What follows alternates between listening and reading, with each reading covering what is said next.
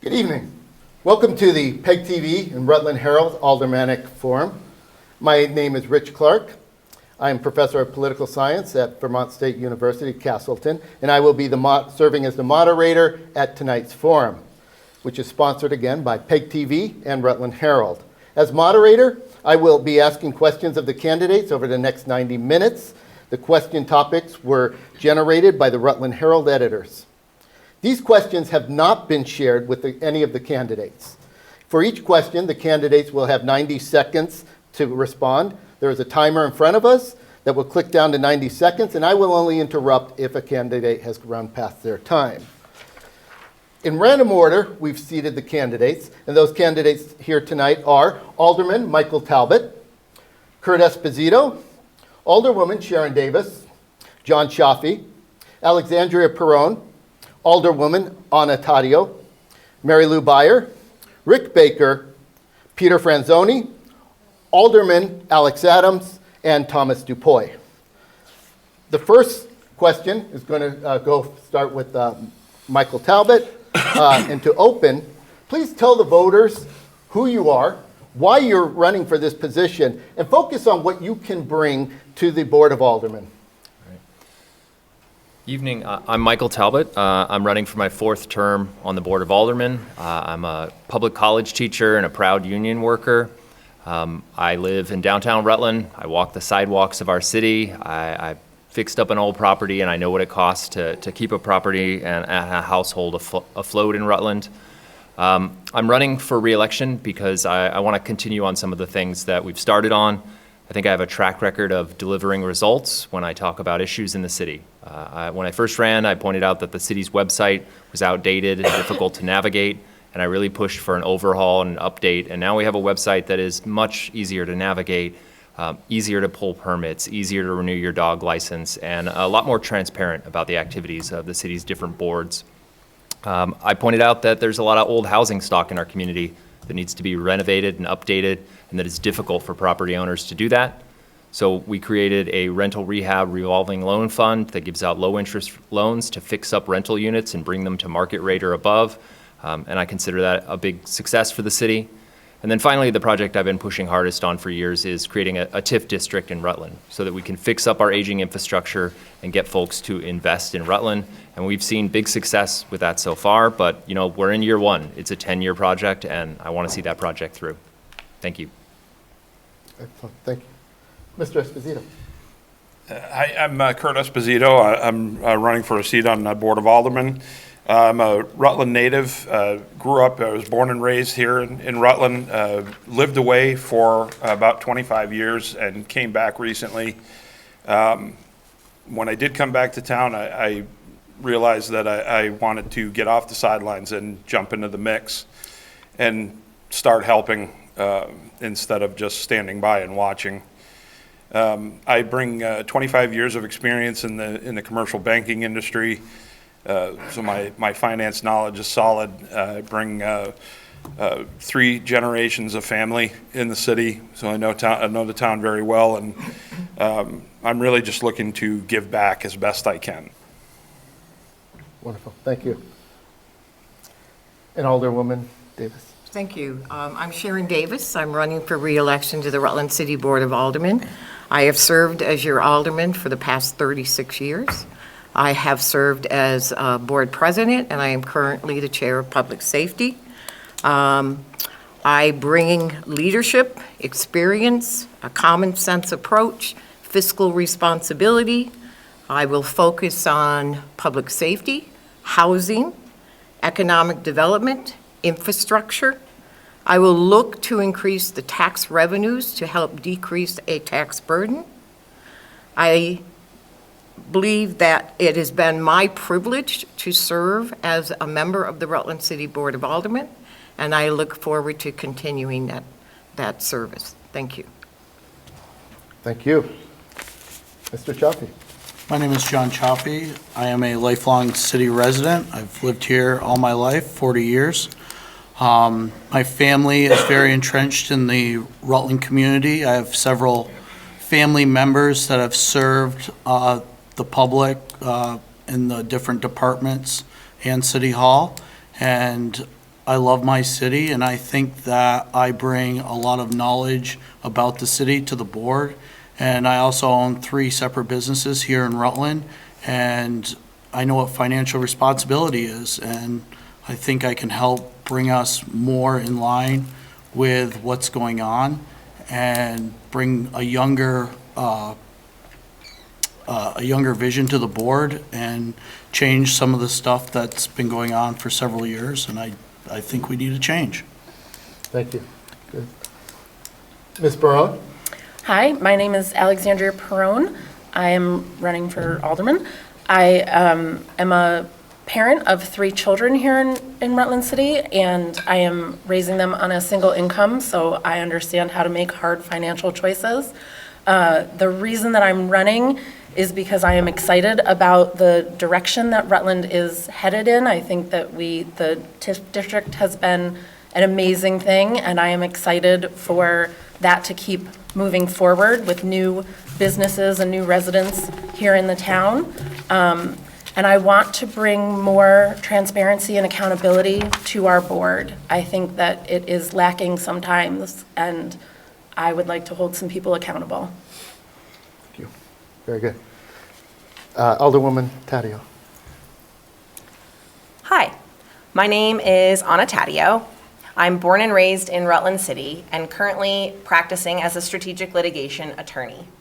I'm a part-time ski and bike patroller at Killington Resort and have been serving on the Rutland City Board of Aldermen for the last 4 years. I'm seeking re-election to a 3rd term because there's work to still be done. If re-elected, I will continue looking for opportunities to improve and invest in our public infrastructure and in local businesses in our community. Additionally, I will continue to support initiatives to attract and retain high-quality professionals to the Rutland City Police and Fire Departments. I believe in our city, and I believe that when we work together, we can thrive as a community. I am hearing from my constituents that we require investments in affordable housing, and I will continue looking for ways to make that possible. Thank you to PEG TV for hosting this forum. Thank you to the viewers at home tonight for tuning in. Again, my name is Anna Taddeo, and I hope to see you at Town Meeting Day. Thank you. Thank you. Ms. Byer? Hi, I'm Mary Lou Byer, and I'm running for alderman. And actually, we moved here permanently in '22. We turned our home here into an Airbnb, and because of that, I was made aware of a lot of problems that exist as far as marketing Rutland. And I have a couple of, as far as collateral material, there really isn't anything available for people here that come visit. And I get people from all over the country to come to our Airbnb. And when I've talked to these people and they come and they see how great Rutland is, we have nothing to show them, okay?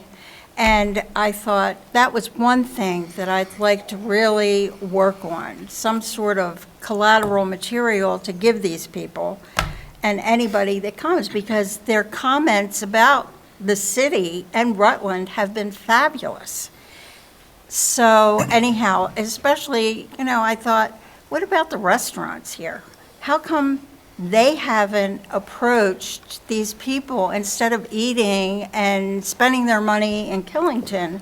How come they can't come here and enjoy the restaurants we have? Thank you. I'm sorry. Okay, very good. Thank you. And turn to Mr. Baker, please. Hello, I'm Rick Baker. I'm running for alderman for Rutland City. And after a long career in international development and business development overseas, my wife and I moved back to the States in 2019, right before the pandemic. And during the pandemic, we really did a lot of soul searching about where we wanted to be, what community we wanted to invest in, and where we could use our time and talents. And Rutland was a shining star of all the places that we saw. The most potential, the most happening, the welcomeness of the people, just how comfortable that we felt, and we just felt that we could really contribute to that. I'm a local business owner, a welder, a fabricator, a tinkerer, and I think that I can bring those sensibilities to the city as far as utilizing the resources that we currently have, not necessarily increasing the tax base, though that's ideal, bringing more people into the city, but using the resources we have more efficiently. I never expected myself to run for office, but these unprecedented times really put it in my heart that I could be an asset to the city. So I'm here to do that. Thank you. Thank you. Okay. And Mr. Franzoni? Hi, my name is Peter G. Franzoni. I'm a fifth-generation Rutlander. The past 5 years, I've been running my own business as an independent contract title investigator specializing in commercial land development. I'm running for Board of Aldermen because I want to continue initiatives I've seen brought forward by Rutland Forward with the TIF districting and Roofs Over Rutland to create more housing to increase our tax base. We have to increase our tax base. We're trying to run a city with about half the people we need paying for it. I have a lot of connections to the people that run this city. I'm at City Hall, the fire department, the PD, the rec, and I want to make sure those people can get paid and be properly compensated. Previous to my work as a title investigator, I spent about 35 years doing land surveying, civil engineering, tech work right here in Rutland County. I'm very familiar with the lands and the people. If we don't increase our tax base, we can't pay for anything, sidewalks, streets, or infrastructure. I'm really good at grinding through red tape, so aside from housing, I'm really anxious to learn about if there's any possibilities where I might be able to bring in some money towards our infrastructure and towards keeping our city officials properly compensated. Beyond that, I want to guarantee that everyone in Rutland is guaranteed to have a voice in our local government. Thank you. Thank you. Alderman Adams? Hi, my name is Alex Adams. I'm running for my third term on the Board of Aldermen. Currently in my second term after being reappointed by Mayor Dunn just late last year. I grew up in Rutland, graduated from Rutland High School in 2007. Left the area, traveled around a bit, getting in trouble and getting out of trouble, and learning some really solid lessons and getting some worldly wisdom. And I moved back, went to Castleton University in 2014, graduated in 2016, studying history, economics, global studies, political science. I didn't find much in that field, so I really went into sales and small business management, led my way into being an IT professional, and then network engineer, and have since started working for a local utility where I do substation and generation protection and SCADA systems. I want to stay on the Board of Aldermen because I've enjoyed it. I like what I do and I become more passionate about it every day. I've built a lot of strong relationships on the board as well as with department heads and with a lot of different residents in the city, some who I would not have expected to build relationships with. And I feel like I've just hit the ground running and become the best representative I can be, and I want to keep going. Thank you. Thank you. And Mr. DuPois? Thanks, Rich, for having us. I'm Tom DuPois. I am about a fourth or fifth generation Vermonter. I've lived here my whole life, went to Rutland High School and graduated from Castleton State College after that. I have my wife Donna at home, and we have 3 kids, my daughter 28 and 2 sons 23 and 21, who are doing very well. And you know, the last 3 years since I was on the board, I've had a chance to really be involved in their lives and get them settled to where they are. Our youngest is playing football at St. Anselm College over in Manchester, New Hampshire. The other 2 are doing very well in their careers. And you know, the voters saw that I needed a little time off from the board, 16 years prior to that on the board and 8 years prior to that in the state legislature. And they were very wise. I've had a chance to take a look at property taxes, where they're going, and spending in the city, and I'd really like to try to get my input into that and find some creative ways to save some money for the taxpayers. Business opportunities are great in the city. We just need to encourage people to make those investments, and hopefully over the next couple of years, if I'm lucky enough to be on the board, we can go ahead and do that. Thank Great. you. Thank you. All right. We're going to move into subject of public safety. I'm going to start with Mr. Esposito. Sort of outside of the box initiatives might you promote to increase public safety?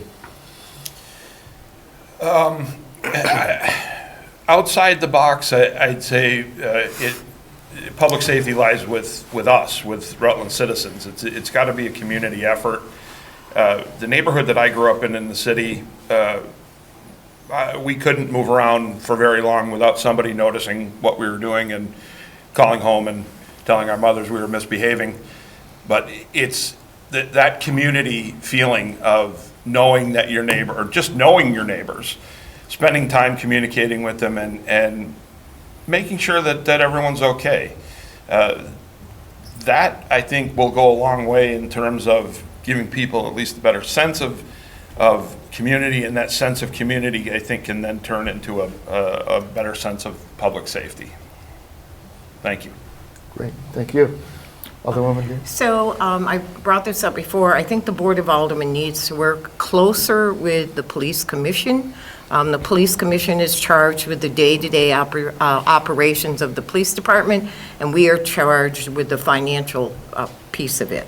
Project Vision as well. I think Project Vision has stepped away from what it used to be, getting officers in the neighborhood who are consistent, the same officers, the same leadership, getting to know the neighbors, getting to know the normalcy of the neighborhoods, and knowing when things just aren't right.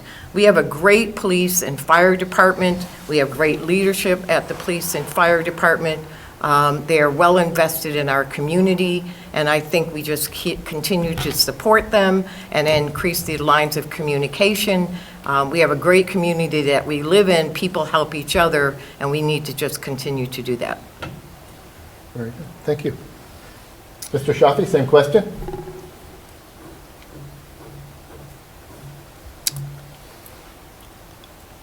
Rutland City has an amazing police department. They do a lot of work that a lot of people don't see behind the scenes. Fortunately, with one of my businesses, I do get to work with them more often than most people. There's a lot of mental health issues in this city that I think go unnoticed a lot, and I think that we as a board need to help the Rutland City Police Department get the resources they need to address those calls. The other part of that is also, housing. A lot of the calls that Rutland City Police deal with are with unhoused people that are in crisis of some kind. And, the board needs to help provide some type of resources, whether it's monetarily or whether it's partnering with somebody, another service for the city. And that's part of it. The other part of it is because those calls take up so much time, they can't respond to other calls where people also have public safety issues. The fire department in this city is absolutely amazing. Both my uncles spent almost 40 years on it. I have several other family members that are either currently employed by the fire department or have retired, and it's probably the best in the state, if you ask me. Thank you. Very good. All right. And Ms. Brown? I agree with Kurt that we need to get to know our neighbors, and once you have a strong community in your neighborhood, you see things, you say things, you make each other aware of things.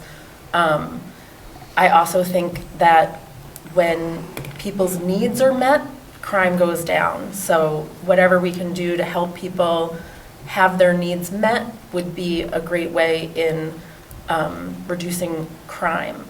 As for a broader sense of public safety that's not crime specific, I'm actually working with Ted Gillen in the Department of Public Works to address the issues of traffic backup at specifically Northwest and the intermediate and middle schools. because that's not safe when all the cars are on the road and people are walking and trying to get through. So you can just, as an individual resident, go and talk to the right person. I started with Alderwoman Davis as the public safety chair, and she directed me to the police department and Ted Gillen, and I'm going to that meeting tomorrow, and I'm very excited about it. Thank you. Same question, Alderwoman Taddeo? Well, I've been a ski patroller at Killington Resort for 5 years, and I understand what it's like to respond to an emergency when you're short-staffed. And because of this experience, I have taken every initiative to support our police and fire departments to be fully staffed and fully compensated for their dangerous work. One example of this is I was traveling on a business trip and had to call in to remotely participate in a crucial vote to ensure that our police department got the raises that they were negotiating for. And so if reelected, I will continue to support these departments.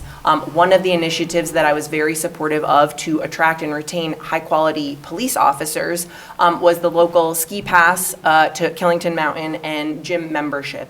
And I think that initiatives like this, we were able to bring on more qualified staff and reach fuller numbers, which then can allow our communities to be safer. More police presence, more visibility in the downtown then reduces criminal behavior because the police are there on watch. So, you know, I also have been hearing from city residents about other public safety concerns, including walkable streets, bikeable streets, you know, having potholes in their roads where their roads are undrivable. And so I will continue to support, you know, investing in our Department of Public Works, because that is also a public safety issue, ensuring that our city is well cared for. So thank you.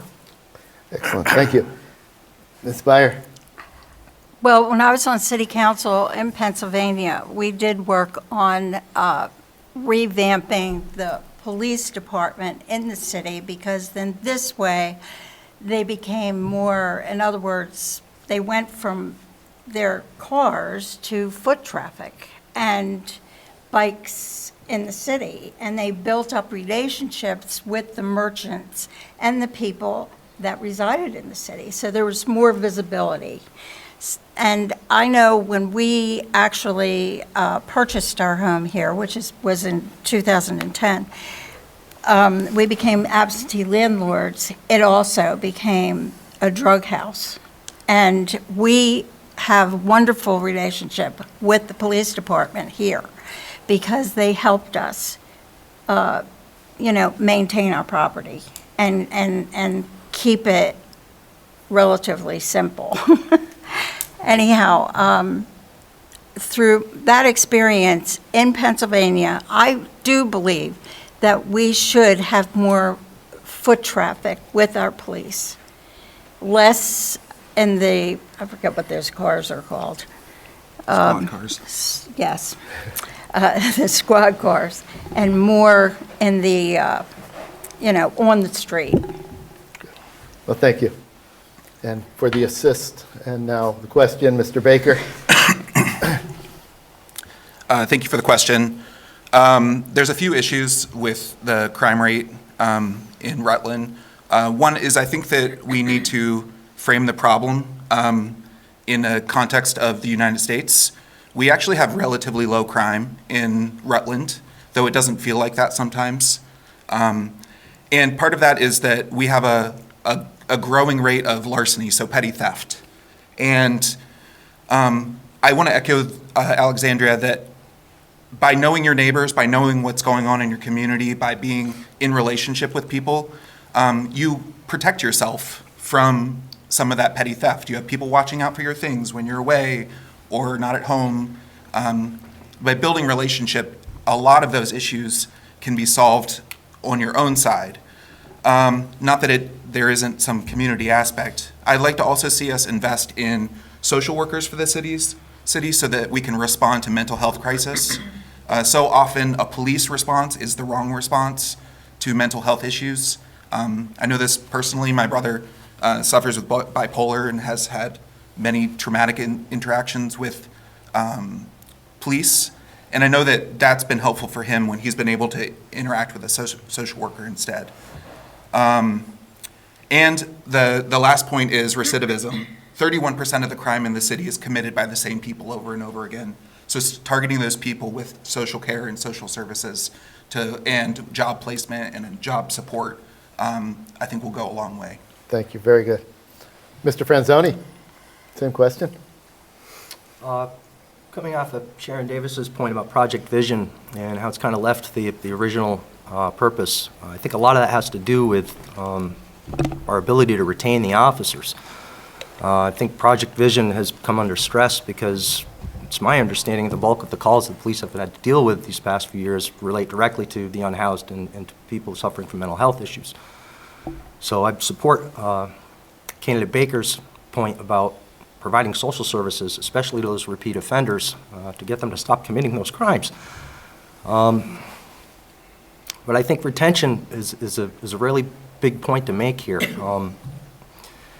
Again, we're trying to pay for a city with half the people we need to do it, and it's been my understanding that Rutland Forward candidates currently sitting on the board had to fight pretty hard to get the last budget put through for our police officers. I'm anxious to learn how they've been able to manage all of these budgets with only half the base that we need to do it, and I'm anxious to find out where I might be able to grind through some red tape to try and pull some money in from outside sources to help us in that matter. I'd also like to get involved more with Project Vision, and I like Alderwoman Davis's point about the board becoming more involved with the police commission, not just with the finances end of it, but with other aspects. But I think overall, outside the box, the best thing to do is to get more housing and get more social services. That's been proven time and time again. The more money we put into housing and social services is exponentially more money that we're going to be able to save through our law enforcement expenditures. Thank you. Thank you. Alderman Adams, same question. Sure, I can't believe nobody said this already, but I think we should ask them. I think we should ask the police department what they think we should do. As city leaders, we feel this pressure to have the answers when people ask us what to do about the crime and what to do about other issues in the city. We have people who are doing this every day who probably can handle these issues much better than us. During the police union contract negotiations, I reached out to several officers, met with several, and spent quite a bit of time listening to what their needs and wants were. One of the big things was that the specific benefits that they were asking for were important to them because they want to attract the right kind of talent. I was excited recently to hear the newly appointed Chief Prouty say that he's been part of departments that sort of feel bad, and he's been part of departments that feel good, and he feels really good about the group we have right now. And I think that talking to that group of people and it could glean a lot. I mean, I didn't spend a lot of time with them, but having spent the time that I did with them, it made me a huge advocate of the things that they wanted. And I think doing more on our legal system, pushing on our state I don't know if harsher penalties is the answer, but the catch and release is really frustrating and discouraging to our officers who are feeling like they're treading water at times. But I do think that they're excellent people, and I think that they want to have that community presence, but I also agree with some things that other people on the board have said, that it's not just the police force, it's a community effort, and it's going to take all of us. Thanks. Great. Mr. DuPuy? Thanks, Rich. A few years ago, the sworn officers in the police department had gotten down to about 26. They're back up to about 34 now. And with the budget the contract that the union has signed over the next few years, their salaries are going to be going up significantly. And that's, the way that you recruit people is money. But that said, you also have to support them going forward. And, working with the police commission, who directly oversees the police department, is something that is imperative for this board. I served as the chair of public safety for a year and had a lot of meetings with Chief Kilcullen at the time about retention and recruitment and getting those numbers back up. As I said today, there are 34, 35, somewhere in there, sworn officers, which is great. It really takes the pressure off the officers that are there, so they're not getting burnt out. But there are also some that would like the overtime now that overtime is not federally taxed. So now I give Chief Kilcullen all the credit for a lot of the things that happen positively. And going forward, Chief Prouty, he was the community he was the director for Project Vision and really ushered that into existence here in the city. And I think he's a perfect candidate to carry the city forward as the chief of police. So Wonderful. look forward to working with him as well. We're going to move back over to this side and end with Alderman Talbot.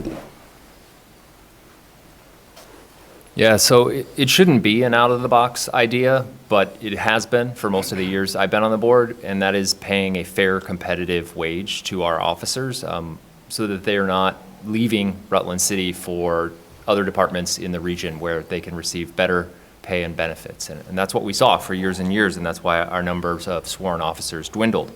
The contract we recently negotiated with the police union allowed us to pay them a competitive wage, and as a result, we've seen a significant drop in the number of incidents. In 2025, there was a 32.7% decrease in incidents. And that's attributed to proactive policing, like foot patrols, bike patrols, directed patrols, and that's all possible when we have more officers and are able to do those things and not just be reactive and respond to calls. When I was board president, I prioritized making sure that the actual officers were able to be in the room with us and communicate directly with us as a board about their needs and their priorities. And I was told that that's not the way things are done, that was a little unorthodox, but I felt it was important that the workers that drive our police force forward can speak directly to those that decide how much they get paid.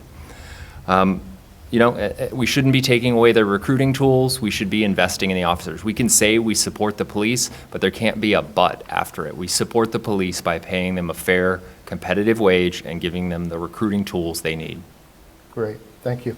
It's already come up as we've talked, but we're going to move over to housing now. And I'm going to start with Alderwoman Davis, but got a few parts to this. So, but how aggressively should the city promote new housing?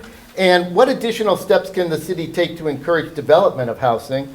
Lastly, should they take steps to avoid losing housing to the short-term rental industry? Okay, so, well, I think the city should be very aggressive in housing. I think statewide, we're trying to be aggressive in housing. I'm going to back up a little bit because the Board of Aldermen is responsible to build the infrastructure to allow housing to occur. That's what we're charged with. We're not charged to develop housing. There are entities in the city who are charged with developing housing. But we should be open-minded, and we should be having the opportunities to work with these developers, work with landlords, and be, whether it's market rate loans that we're looking for, whether it's Roofs Over Rutland, we have a LIFT program, we have VHAP, and all of that comes to the board that we approve. We've also waived permit fees. We've also waived water and sewer connections.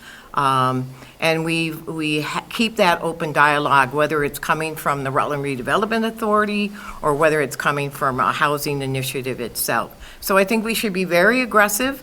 I think we have to also, the state has passed a law where pretty much you can build an apartment anywhere. And I think the concern that I have is you also have to be respectful of the aesthetics of the neighborhood that already exists. So I'm a little concerned about taking maybe like a two-family home and making it a six-family home, and what saturation does that do to the neighborhood? But very aggressive, we need to step up to the plate with housing. Thank you, I appreciate that. Mr. Shafi. Housing's a need in the city, there's no doubt about it. But there's a significant problem with landlords finding funding and getting approved for some of the funding to rehab some of the older buildings in Rutland. A lot of the older 2, 3, and 4 family homes in Rutland have been owned by the same landlords for several decades in some instances, and because of that, they've been grandfathered by a bunch of building codes, and now they're coming up for sale, and people are buying them, and they're coming to find out that it's costing tens of thousands of dollars, sometimes a couple $100,000 to rehab them into marketable apartments. And, you know, trying to find the information to try and get some of the stuff that Alderwoman Davis talked about is very hard.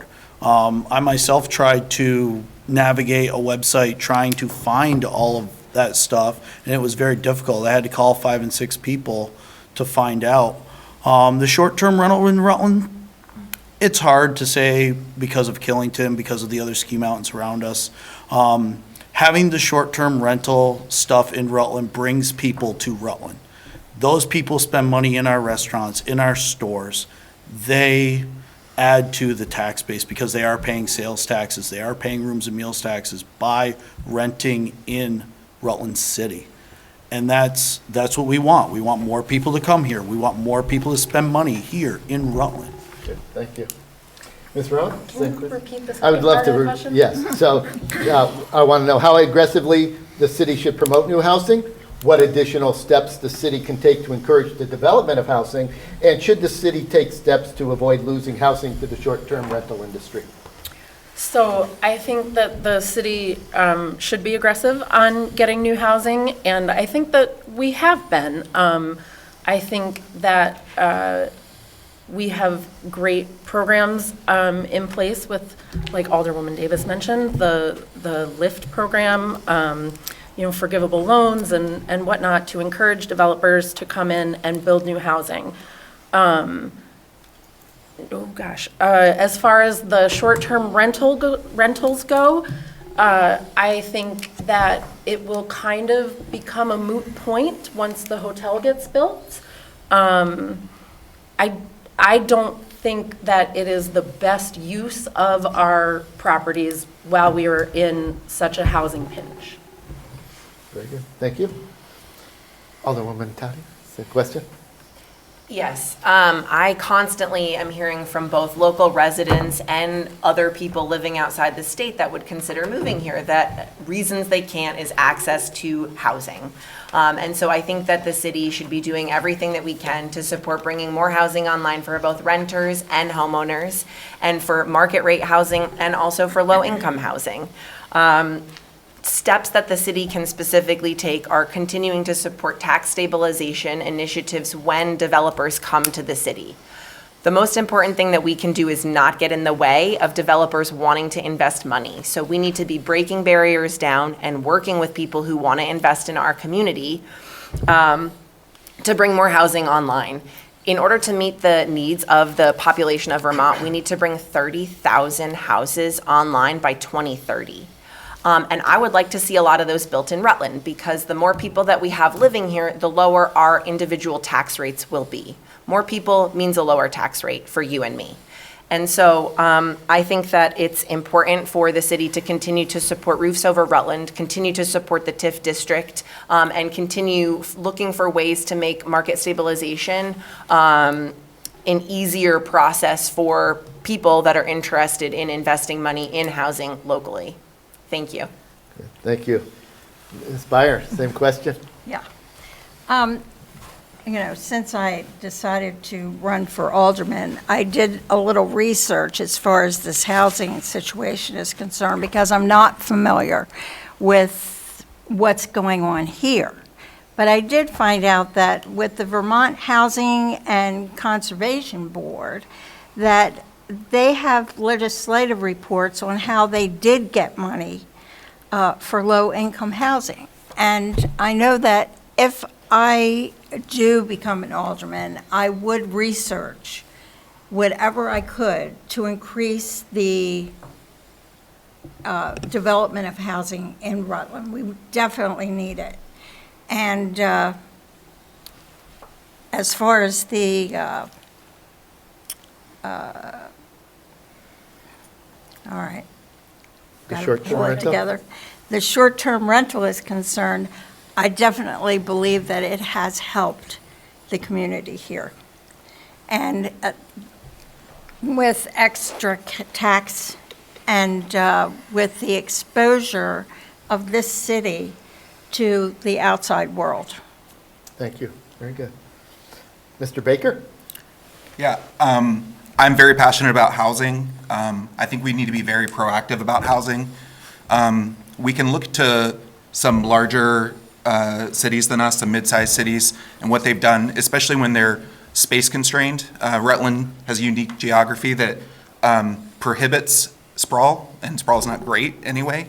So we have to focus on infill, on taking those communities that are just massive golf course lawns and turning them into dense housing by incentivizing homeowners in all of our communities to become investors by offering them tax stabilization if they want to build an ADU in their backyard.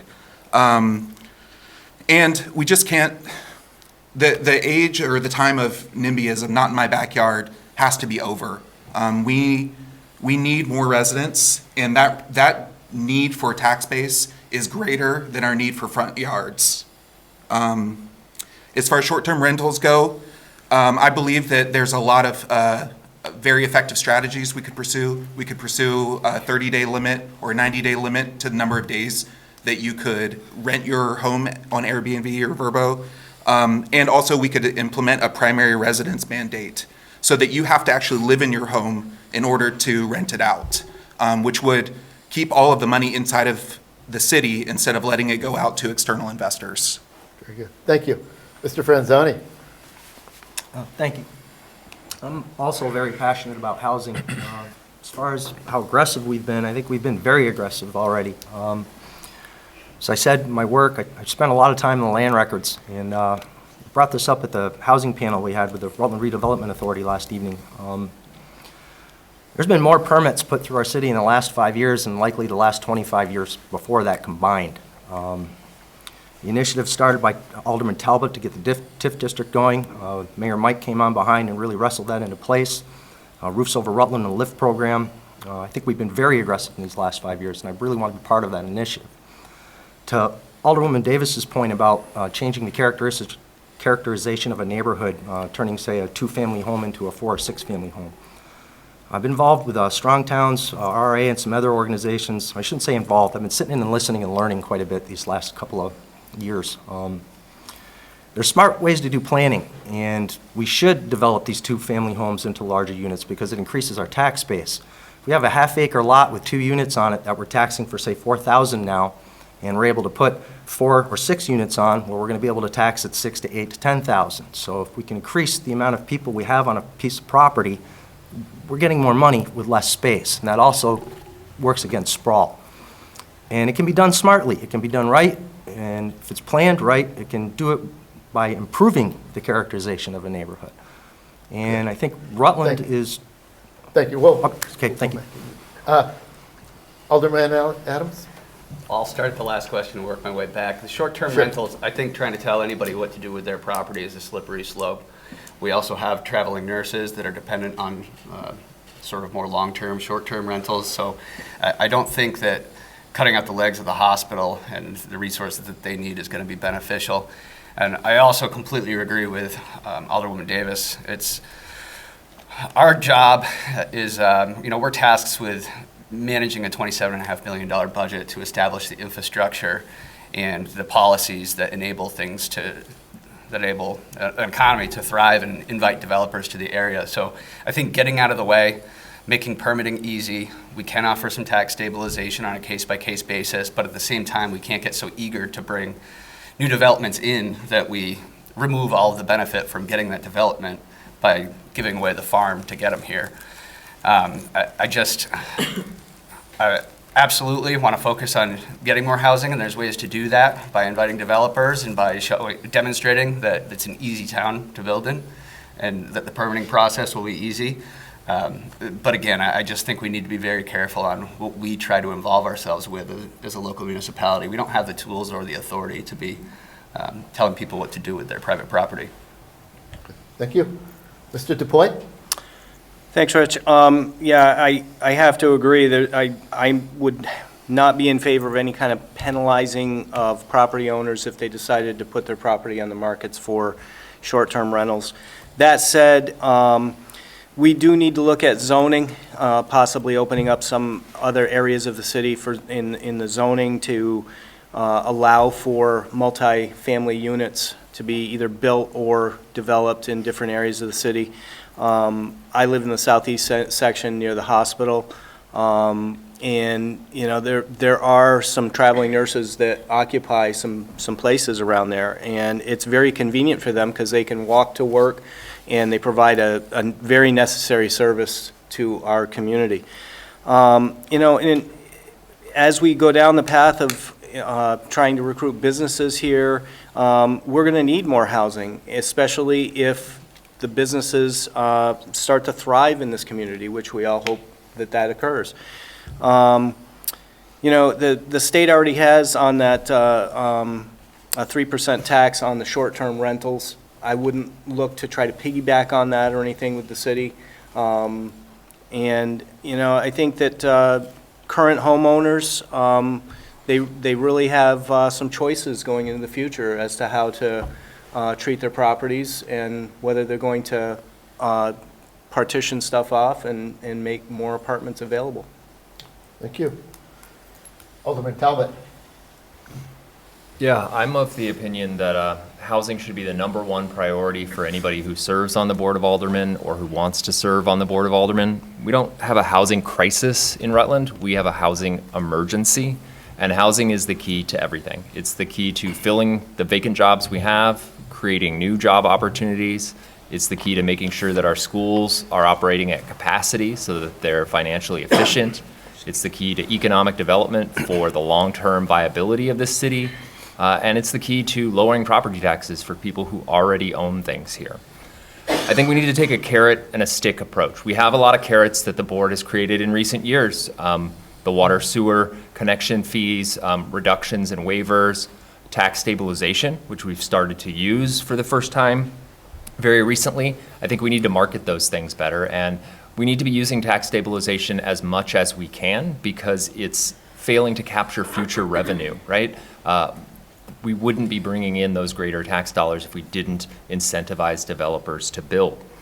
I think we need to strengthen, in terms of a stick, I think we need to strengthen our blighted property ordinance. Right now it's voluntary, and the fines for leaving a property vacant and blighted are very low and don't really put enough pressure on property owners to address them. In terms of short-term rentals, I've seen next door to me, someone turned an apartment into a short-term rental, and it's probably occupied about 50 nights per year. Those are beds and roofs that could be housing Rutlanders. Thank you. And we'll finish this with Mr. Esposito. Excuse me. I have a slightly different perspective on housing, as I'm actually a renter myself. What I found when I moved back to Rutland was that there were few rentals in the mid-range. Most of the rentals that were available were either low income, which I did not qualify for, or at a price point that was outside of, what I could afford. So the encouragement of developers, if we're going to get developers to come into the city and build more housing, we've got to be broad with the housing and not just concentrate on one level. We need some more mid-level housing where paycheck to paycheck people like myself can live.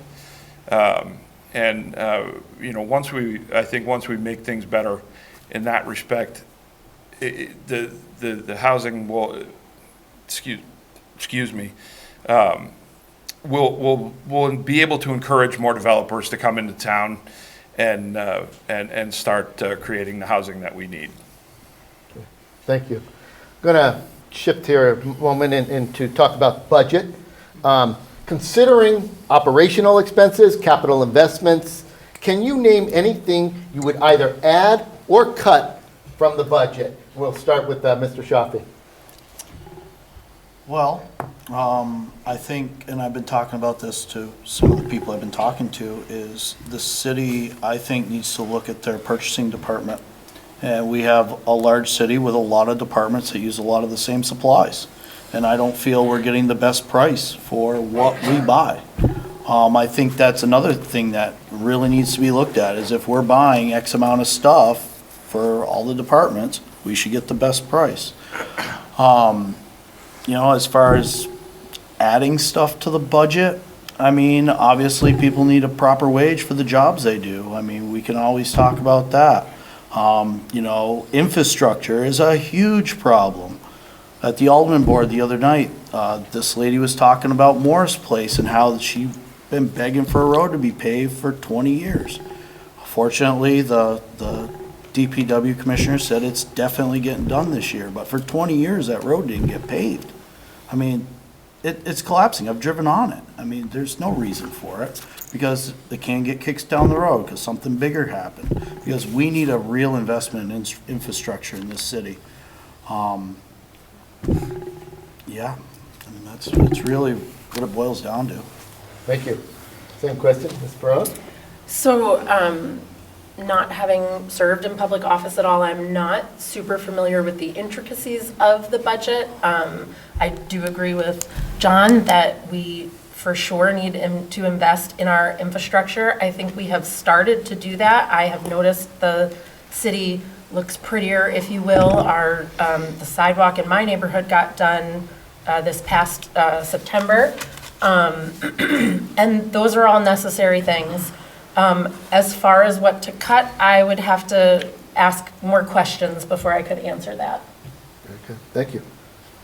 Alderwoman Tadia. So for the last 4 years, I've sat in multiple rooms and combed through line by line 4 different budgets. And I do think that the Rutland City Board of Aldermen does a really good job of trying to trim any excess, down to the copier paper, down to the professional development expenses. We really do produce a trim budget. That being said, I do think that a majority of the budget are salaries of our city staff, police, fire, rec, and Department of Public Works. And we need to continue to support our city employees. And so I would add consistent COLAs that keep up with the actual cost of living. As we've seen, the cost of living is rising. I know that that's a major concern of a lot of my constituents, and some of those constituents are city employees, and so our city needs to deliver an affordable wage to our city employees. I don't know that I would look to cut any of our budget. I think more my goal is to look for ways to supplement. So looking for ways to be creative with our 1% option tax, looking for ways to bring in grants from outside of this community, whether it's federal or state grants. For example, Treasurer Pichek just invested more money into the downtown hotel project. He has been investing millions of dollars into our city.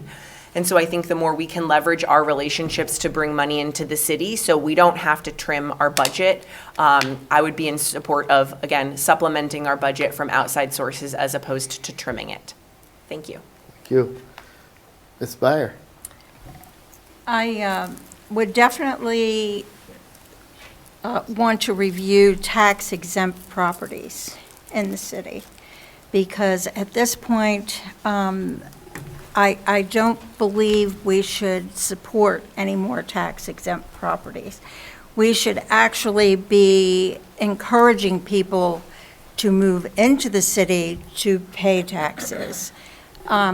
I have been involved in the past with a tax abatement program where new businesses that come, we encourage new businesses to come into the city. And on a 1 to 10 year, the first year, no taxes, second year, 10%, whatever. It goes up to 10 years and they pay the full tax. At that point, they should be making some money. Anyhow, that and as far as the infrastructure is concerned, liquid fuels money pays for infrastructure. And I would like to know probably how much of that money we get in Rutland from the state, okay? And that money should go into the road repair, which of course we need because of this weather that we're getting. Okay, thank you. Mr. Baker. Yeah, thank you for the question. I'm sure all of you are aware, but since 2019, the real dollars that we have as people, so it's called purchasing power parity. What we're able to buy with our dollars has decreased by 49%. So us as individuals can buy 49% less goods with the same dollar. That's true of the city also. The city is under that same crunch. And we have to prioritize people because people are the thing that makes the machine work and makes us safe. and makes Rutland a great place to be. So people have to be our priority. I'd love to see more investment in the people of Rutland so that people feel not only compensated, but they feel like they have a future in Rutland.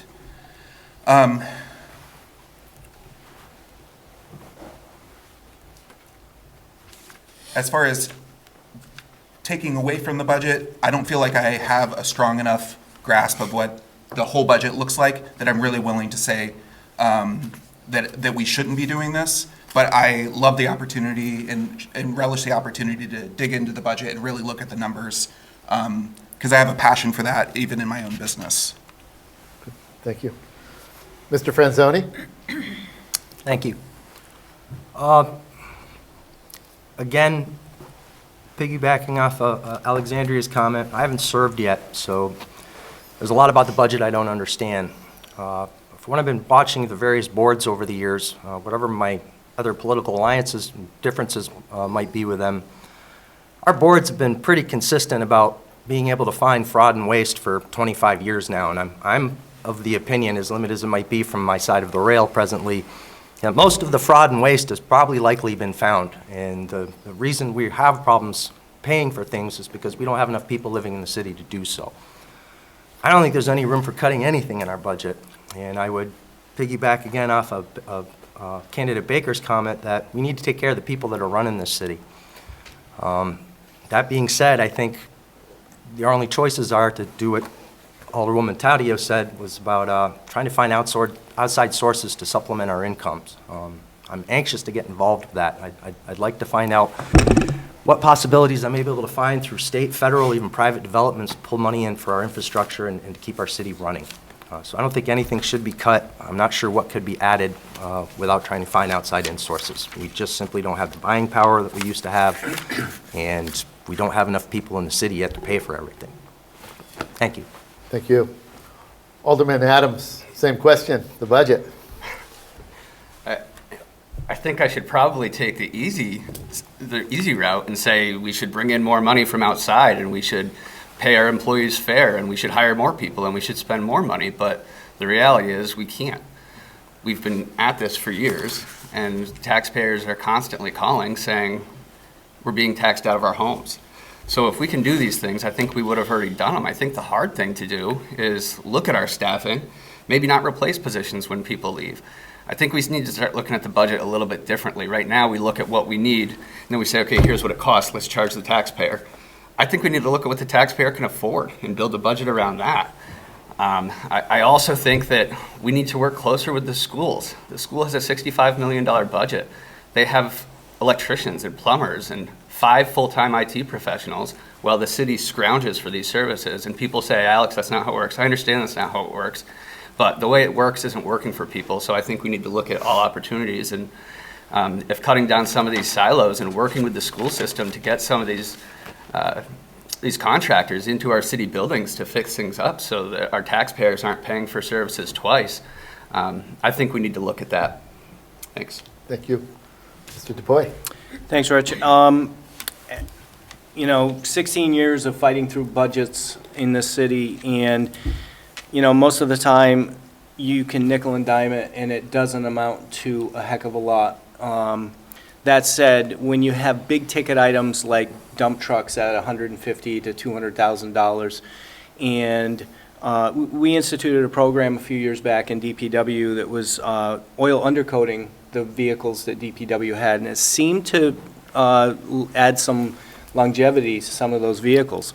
I'd be interested to talk with the guys from DPW and see how that's continuing and, how many more years they figure they're getting out of some of the dump trucks or some of the regular pickup trucks that they're using there. That's one way where we can save some money. Personnel is where the money is. And, it was brought up that, through attrition, if you don't refill those positions, we've tried that, and, the positions end up getting filled. Like in the PD, the PD got down to 26, and it really needs to be at 40. I'm glad to hear it's at around 35 now. That's a good thing. The roads cost money, but everyone in the city deserves to have good roads. So we have to really look at our spending on the roads, and yeah, those sidewalks look fantastic. I've got a brand-new sidewalk in front of my house as part of the Stratton Road project. But all of that stuff costs money, and we as a board have to decide where to spend that money. All right. Thank you. Very good. Alderman Talbot, please. Yeah, so it's clear that we can't cut our way to prosperity. There are examples across this country and around the globe where cutting and austerity measures send municipalities, send nations into economic free fall, right? We can't do that. We won't grow. We won't thrive in the future if we continue to just focus on cutting. If we make smart additions and investments in our budget, we will be able to grow our tax base and bring down the property tax burden for individual homeowners. An example of how we failed to do that recently was a grant writer position that was proposed by Mayor Dunges. The board ended up eliminating it. That's a five-figure salary that could potentially generate $4 or $5 million a year in revenue for the city that we're not capturing. We're one of the counties that fails to capture federal grant money at one of the highest rates in Vermont. Again, in terms of making smart investments and not short-sighted cuts, right? This board frequently during budget season, we're looking to cut, we hear the pressure that's on property taxpayers, and we make cuts for short-term wins that are gonna damage this city for decades to come. My single biggest regret in my time on the board is that about 5 years ago, we cut $300,000 in the pension contribution. That cut of $300,000 is going to cost Rutland City property taxpayers $2.7 million over the life of the pension, right? That's a short-term win for long-term suffering. Thank you. Mr. Esposito. I would agree with Alderman Talbot that cutting is not really the route we should be taking. I can't speak to the intricacies of the budget as I've not served yet myself. However, there are expenditures that can't be avoided. And from my history in banking, having watched, because I was in commercial banking, having watched central banks of entire countries start to suffer the same sort of effects that the city of Rutland is seeing by trying to cut everything to the bone, it rarely works. And you know, obviously we need to pay our city employees and we need to pay them a fair wage. They need to have good benefits as part of that pay package. So those are the type of things that we know aren't going to go away. But it's you used to hear a lot in banking, do more with less. Again, one of those things that I don't know for sure that we could ever really accomplish because of the fixed costs that the city faces. But I would like to look more at it to really get a better understanding of how the budget actually sits and works. Thank you. Thank you. And lastly on this one, Alderwoman Davis. Thank you. So I think the budget is probably one of the most important jobs and tasks that the Board of Aldermen does. And we do spend a great deal of time going through the budget, meeting with department heads. Would I cut the budget or cut something from the budget? I can't say that I would choose. I think I would right-size the budget. And what do I mean by that? We currently, since 2023, have collected over $4 million from the 1% tax. We spend an awful lot of money on our infrastructure because we have to bond for it. We have to bond for roads, bond for sidewalks, bond for, infrastructure upgrades of water, sewer. And I think planning, and we've talked about this at the board level, doing a better job of planning to take some of that 1% tax and put it into the capital planning fund, so we're not having to go out and bond, which is cheaper for the taxpayers. Currently, in our delinquent taxes, to date, we have $952,000 in delinquent taxes. That tells us that people in this city are having difficulty paying their taxes. And we have to listen to that, and we have to right-size the budget. Yes, sometimes we are nickel and diming budgets, but that is a responsibility that is given to us. So I will look at every budget as I always have. I will ask questions as I always do, and I hope that we get to the point that we have that increase Thank in you. revenue. Thank you. Okay, I thought I had 10 seconds left here. That's all right. I'm going to have the next round start with Ms. Perone. I love this question, but what is Rutland missing? What do you see in other communities that Rutland would do well to emulate? And how would you restructure city government if given the opportunity? Oh, goodness. So, That's a tough one. there's a program that I cannot recall what it's called right now off the top of my head. But Scotland just passed its first law to bring this program that essentially says it's going to be required to keep a certain percentage of community dollars in the community. So, for example, and I know the board doesn't have control over the schools, but each school picks their own photographer. And I think that that is a shame that we are not supporting local photographers right here in Rutland City.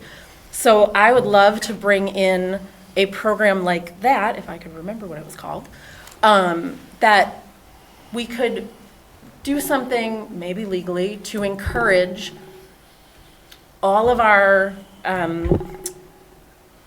city structures to keep as much funding here in the city to keep those dollars circulating locally. Thank you. Okay. Alderwoman Taddeo. Well, I think Rutland is an incredible place. We have a great access to the outdoors. We have a fabulous downtown. We have new businesses opening, new restaurants coming. But the thing that I would change is I would have more people living here. I think it would be great if there were more people here, partly to offset the tax rate, but partly so that our students had a greater diversity of people to interact with, and that we had, a greater population. It just benefits the city in so many ways. So something that I would change is I would have more people living here. But to do that, we need to build more housing. So something I would change is voila, there would be a lot more housing in our city. In terms of the city government, I wouldn't change a lot. I think there are a couple positions that I would add. There are a few city departments that are doing the best that they can, but they need more staff. For example, I would add a city grant writer. I would add potentially another part-time position to our planning and zoning department. I just think that so much can be done, but we need to have the staff to do those things. I would continue to support CEDAR and initiatives to bring people into our community that want to move here. Because again, I think that what we need most is more people living here. Thank you. Thank you. Ms. Beyer, same question? That's right. Marketing. That's the key word here, because we really don't have anything to encourage people to utilize all the facilities that we have. And I guess because I was always in the restaurant business, we had 3 businesses in that, I know how important marketing is. I mean, just to have a brochure, and someone just came up to me recently and said, do you think you can get the restaurants to stay open later? I know that if the restaurants had a positive piece of paper that said, all the things that we do here, when you can come, different events. We need something like that, and we don't have it. So that would be my push. Thank you. Mr. Baker, same question. Thank you again for the question. I agree that marketing Rutland to tourists and to residents, future residents, is key. Rutland is positioned in such a wonderful place in the state. We have access to the whole state within easy driving to make any excursion in the state a day trip. We have access to world-class skiing. We have access to world-class mountain biking. We have fantastic natural resources. We have beautiful rivers and lakes, fishing, hunting, all those things.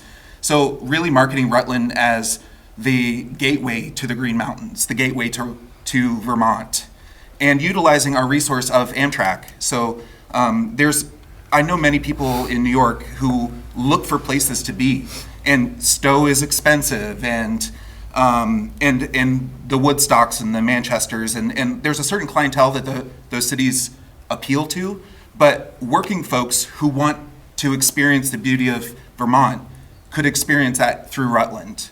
So I think that would be a great thing to focus on in the city. As far as city government, once we can grow the tax base, I think it makes sense to have a city manager to guide the city long-term, apolitically, that is an expert in management. Thank you. And Mr. Franzoni. Thank you. I guess I'd have to agree with Alderwoman Taddeo. I think the only thing Rutland's really missing is people. We need more families. We need more children.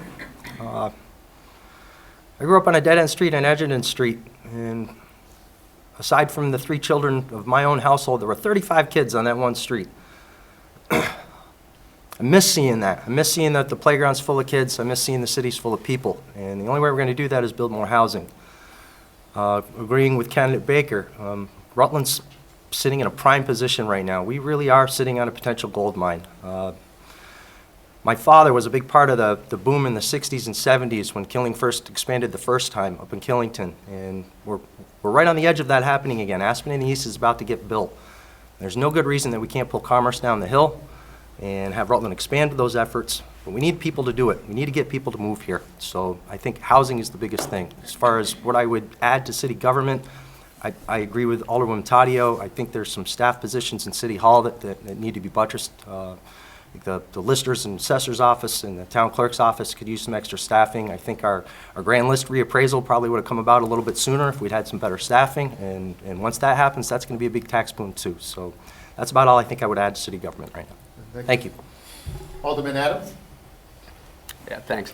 I think I'll echo what everybody else said, is just development, housing and commercial development, so that we can have the capability of making investments and more sound investments. I think we've made some poor investments over the past few years that are going to ultimately hurt taxpayers in the long run. But I think if we can keep pushing back on some of the state regulations that make it difficult for people to settle here, I know we've got 181 in the works, the 1A exemption to Act 250 to allow that burden to be lifted from all of Rutland City would be incredibly beneficial. I really think that the 3-acre rule has to go. I mean, it's just going to hurt us as a municipality, and it's going to hurt local businesses as well. I mean, the 3-acre rule says that if you have more than 3 acres of impervious surface, then you have to have a stormwater runoff system to prevent that from running into local rivers. And the idea is to keep phosphorus out. So White Park, for instance, is over 3 acres. You'd be concerned that phosphorus is going to run into Moon Brook and then run into Otter Creek and then run into Champlain, when the significant source of phosphorus in Champlain is coming from farm runoff, in my opinion. So I think the state has their heart in the right place in some cases, but I think some of the regulations that they put on have all these unnecessary effects on our ability as local municipalities to invite developers here. Thank you. All right. And Mr. DuPoy, please. Thank you. Your first part of your question is what's Rutland missing? And over the years, I've found that it's state support. We need to help our elected state representatives and senators to pressure Montpelier to help Rutland out the way it does Rutland County, or Chittenden County, and other counties around the state. I think that a lot of the resources that could come to Rutland are diverted to other places, and we just have to do everything we can as a city to try to get as much as we can down here, what I would consider to be Rutland's fair share. And I think that we've fallen short over the years. We have a very important census coming up in 2030. In the 2020 census, I don't think that Rutland did a very good job of counting its residents. And the reason that we need to do a much better job in 2030 is because the more people that you have, the more people that you count, the more funding that you get from federal and state grants. And I think that that's one of the things that I would improve upon come 2030. And it's imperative that we really look at that as we approach 2030. Maybe a position for the 1 year of the census to make sure that people are getting counted in this city, because it's a huge issue. We need a better tax structure for the city coming from the state, and once the tax structure is better, I think that that's one of the things that I would improve for sure. Great, thank you. We'll move over to Alderman Talbot. So when I think about what the city of Rutland is missing, I think about my teenage years and the things that were the most important to me. And that was a skate park and a community center for, independent music shows and punk rock shows. The skateboarding community and the punk community were foundational in making me the adult that I am, right? I started shooting skate videos when I was a teenager. That led me to an interest in filmmaking, which led me to becoming a professor that teaches communications and media. And being part of the punk rock community instilled me with the values of speaking up for those who are marginalized and who don't have a strong voice, and have led me to run for office to try to make a difference in my community. In terms of what I'd change in the structure of city government, I would look to change the way that aldermen serve their terms from maybe 2 years to 3 or 4, and to stagger the positions. What we've seen in recent years is big turnover of the board on town meeting day, with 5, 6, or 7 seats turning over.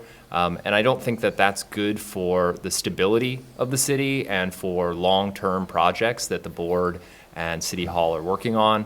So if we were only turning over 3 or 4 seats each year, potentially, I think that would be better for the future of Rutland. Thank you. Mr. Esposito.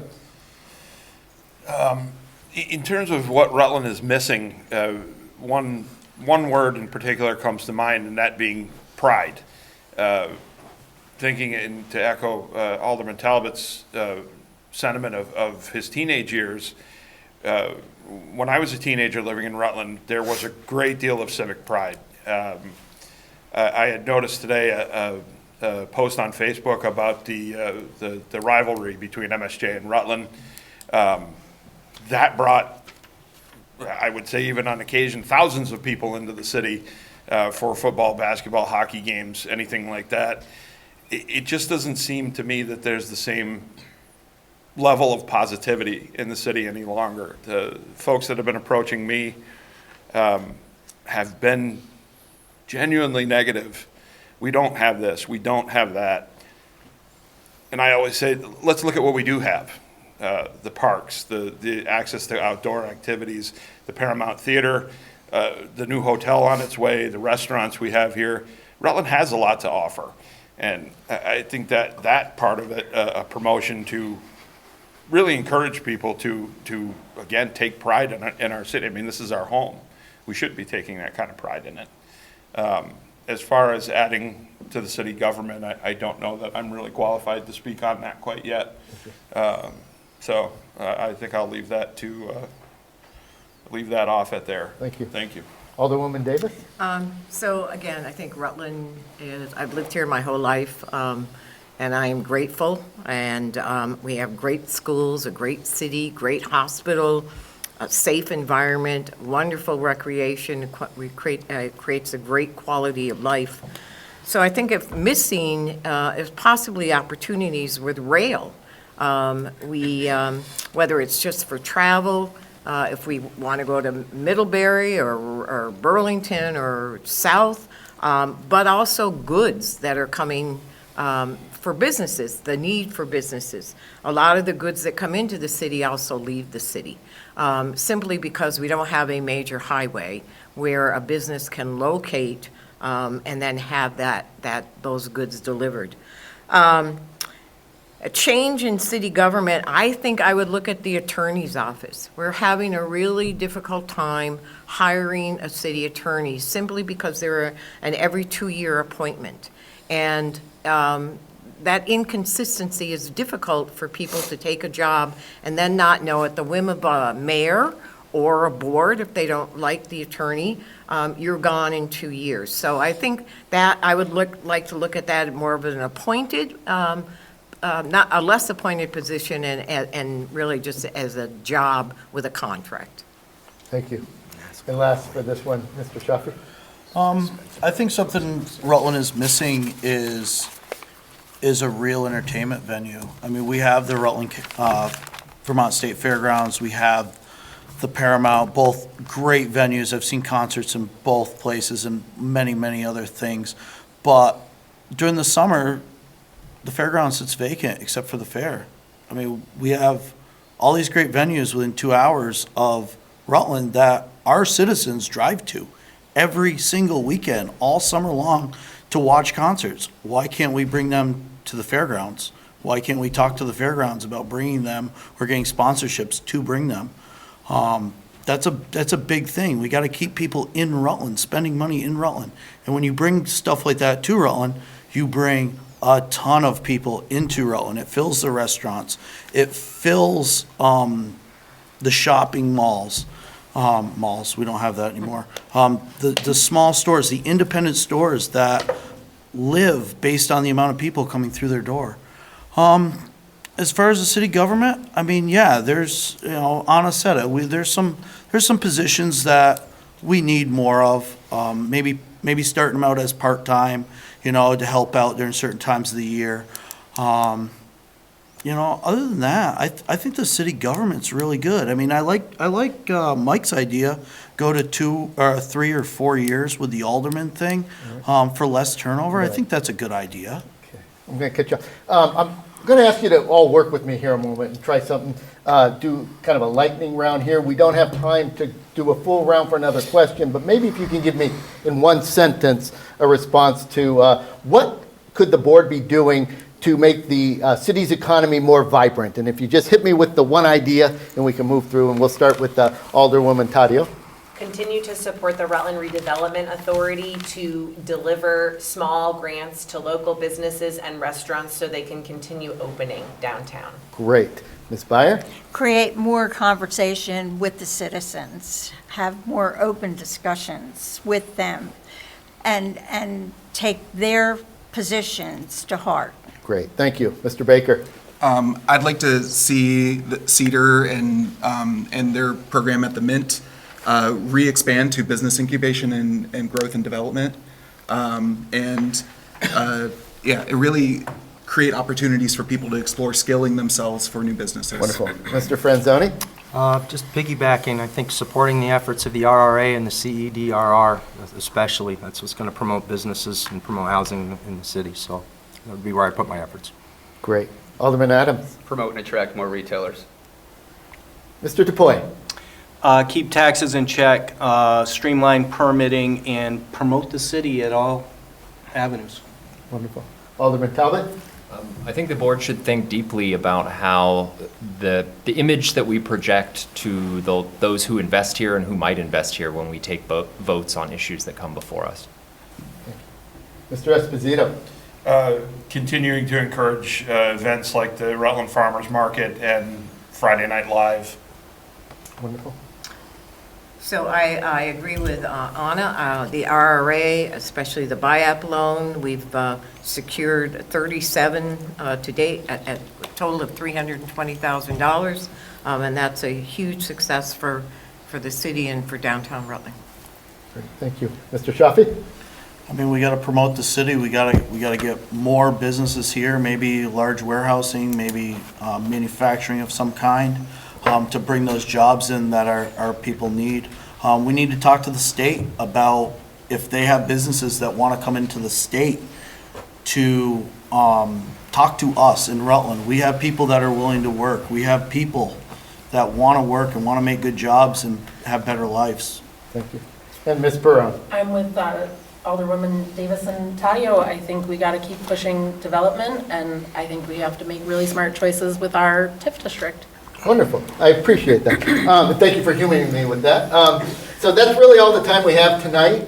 Again, I want to thank all of you for participating in this forum and for your civic engagement. It takes a lot of spirit to put yourselves out there, and I think I'm speaking on behalf of the community. We appreciate that.